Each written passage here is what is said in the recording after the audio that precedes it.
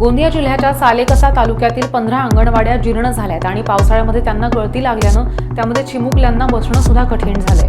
ह्या जीर्ण अंगणवाड्यांची दुरुस्ती किंवा नवीन बांधकाम केव्हा करणार असा प्रश्न आता निर्माण झालाय।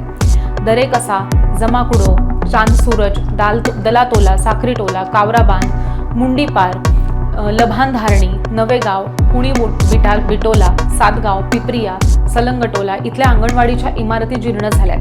3.5 ते 5.5 वर्षाखालील मुलामुलींना अंगणवाडीमध्ये शिक्षण मिळावं ह्यासाठी लोकसंख्या आणि पटसंख्येनुसार अंगणवाडीची तरतूद केली आहे। पण बऱ्याच वर्षांपासून ह्या अंगणवाड्यांची दुरुस्ती न केल्या गेल्यामुळे त्यामध्ये चिमुकल्यांचं शिक्षण घेणं आता अवघड झालंय।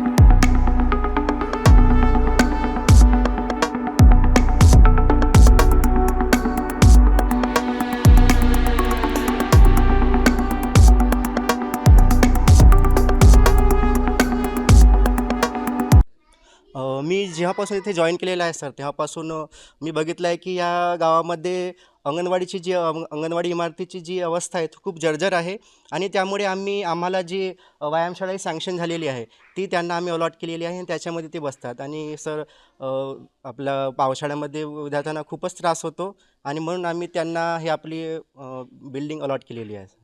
शासनाला माझी अशीच विनंती आहे की त्यांनी लवकरात लवकर आमच्या छोट्या मुलांसाठी अंगणवाडीची इमारत सँक्शन करावी आणि हीच विनंती आहे।